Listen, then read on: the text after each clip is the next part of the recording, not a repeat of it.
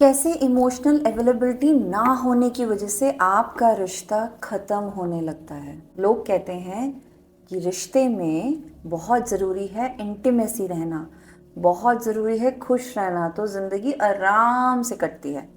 लेकिन लोगों को नई चीज़ नहीं पता, नई बात नहीं पता कि इमोशनल अवेलेबिलिटी ही एक ऐसी चीज़ है जो आपके रिश्ते को लंबा चला सकती है, आपके इंटीमेटेड लाइफ को खुश रख सकती है, आप दोनों के बीच में प्यार बनाए रख सकती है। अब पुराना ज़माना नहीं रहा, पहले वाला नोकिया फ़ोन नहीं चलता, आईफोन्स आ गए हैं, सैमसंग फ़ोन्स, एंड्रॉयड फ़ोन्स आ गए हैं। तो हमें भी अपने रिलेशनशिप जीने के तरीके को बदलना चाहिए। तो इमोशनल अवेलेबिलिटी इतनी इम्पॉर्टेंट हो क्यों जाती है?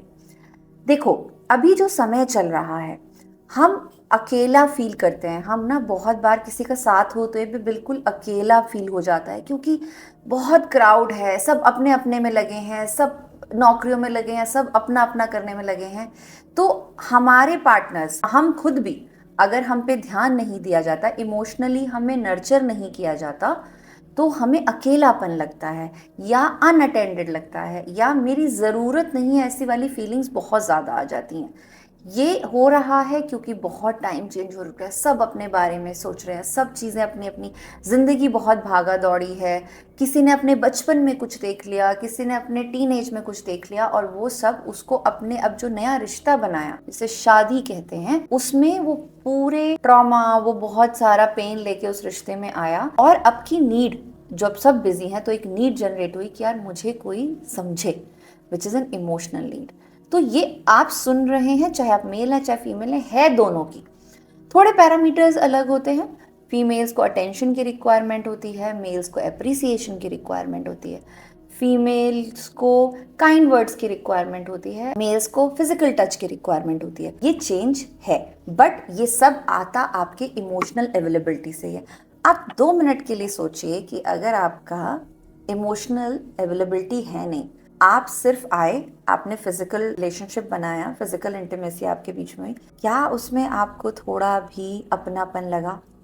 ऐसे तो आप कहीं भी जाके इन्वॉल्व हो सकते हैं ना। बट वही जब इमोशनल अवेलेबिलिटी के साथ आता है तो आपको केयर्ड फील होता है, आपको अपनापन फील होता है, आपको सेटिस्फैक्शन फील होता है, मेंटली, फिजिकली, स्पिरिचुअली, एंड बहुत सारा लव फील होता है। तो सवाल फिर आता है कि इमोशनल अवेलेबिलिटी बनाते कैसे?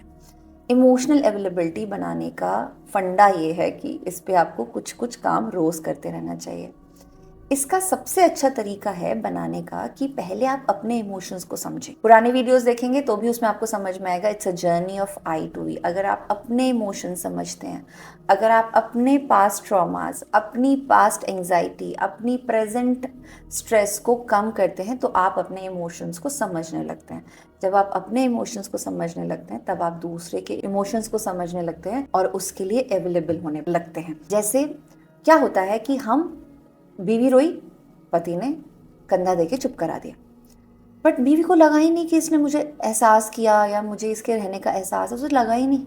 औरत ने आदमी को बोला, अरे चलो कोई बात नहीं, कोई बात नहीं। मर्द को लगा ही नहीं है मेरे साथ है, और वो कई बार ऐसा बोलता भी, मुझे लगता ही नहीं है ये मेरे साथ है। एंड यहाँ पे ये साफ इंडिकेट करता है कि आपकी इमोशनल अवेलेबिलिटी खुद के साथ भी वीक है और अपने पार्टनर के साथ तो बहुत वीक है। तो it's a journey of I to we. आप जब खुद अपने इमोशंस को समझते हैं कि मुझे बुरा लग सकता है तो सामने वाले को भी बुरा लग सकता है, मुझे अगर रोना आ सकता है तो सामने वाले को भी रोना आ सकता है, ये बहुत इंपॉर्टेंट है। अगर आप इसे भी नहीं समझ पा रहे, आप इसे नहीं कर सकते, जो कि एक लॉन्ग टर्म प्रोसेस है, उसको कम्प्लीटली आपको अपने आप को समझना होता है, वो लॉन्ग टर्म जर्नी है, और जिसके लिए हम हमेशा एंगेज कर सकते हैं, हम बात कर सकते हैं मुझसे, आप समझ सकते हैं, लेकिन तब जब आप रेडी हैं। अगर आप रेडी नहीं है तो प्लीज़ नहीं, आप अपना मिनिमम सवाल लेके मुझसे बात कर सकते हैं, but I to we journey is a long journey. और पॉइंट ये है कि अगर आप कुछ भी नहीं समझते, आपको नहीं जाना आई टू बी में, तो आप बहुत अच्छा क्या कर सकते हैं, अगर आप मेल हैं तो अपनी बीवी को सुने मतलब सुने, ऐसा नहीं है सुन रहे हैं और मोबाइल देख रहे हैं, नहीं, ऐसा नहीं करना है। और अगर आप बीवी हैं तो अपने पति को अप्रिशिएट बहुत कीजिए कि वो 8 घंटे काम करके, अगर आप खुद भी वर्किंग है तो मेल्स याद रखिए, आप भी उसे अप्रिशिएट कीजिए, एक दूसरे की मदद कीजिए, बेसिक चीज़ों में एक दूसरे की मदद कीजिए। ऐसा करने से ना बहुत ज़्यादा इमोशनली कनेक्ट होता है, क्योंकि हमने अपने पेरेंट्स को देखा है, तो हमारा एक बिलीफ सिस्टम वहाँ से बन गया, अब हम कुछ कर रहे हैं तो वहाँ से बन रहा है। बेटर है कि जो आज की रिक्वायरमेंट है, आप आज की जनरेशन के कपल्स हैं, तो आपको आज के हिसाब से चलना पड़ेगा। आपके माँ बाप ऐसे किए, वो उनका कैलकुलेशन था, उनका चल गया, बट आपके रिलेशनशिप में वो नहीं चलेगा। तो अच्छे से सुने, अच्छे से अप्रिशिएट कीजिए, एक दूसरे के कामों में मदद कीजिए, एक दूसरे की चॉइसेस को समझिए। ये तब है जब आप आई टू वी में नहीं जाना चाहते। ये एक्सटर्नल फैक्टर्स हैं जो आपके इमोशनल रिलेशनशिप को, आपके इमोशनल अवेलेबिलिटी को अपने पार्टनर को फील करा सकता है। और सबसे ज़्यादा इम्पॉर्टेंट है कि इसकी नीड समझिए अपने रिलेशनशिप में।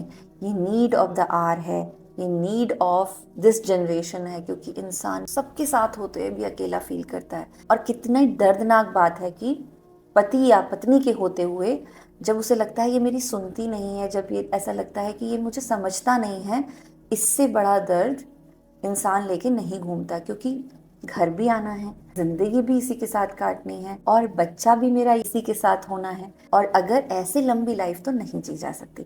तो इसकी इम्पोर्टेंस समझनी बहुत ज़रूरत है। और अगर आपको कहीं भी ऐसा लगता है कि आप खुद स्टक है, खुद आप अपने इमोशंस को नहीं समझ रहे, आप अपने रिलेशनशिप के स्टकनेस को नहीं समझ रहे, तो मैं हूँ आपकी हेल्प करने के लिए। मेरे जैसे बहुत सारे लोग हैं आपकी हेल्प करने के लिए।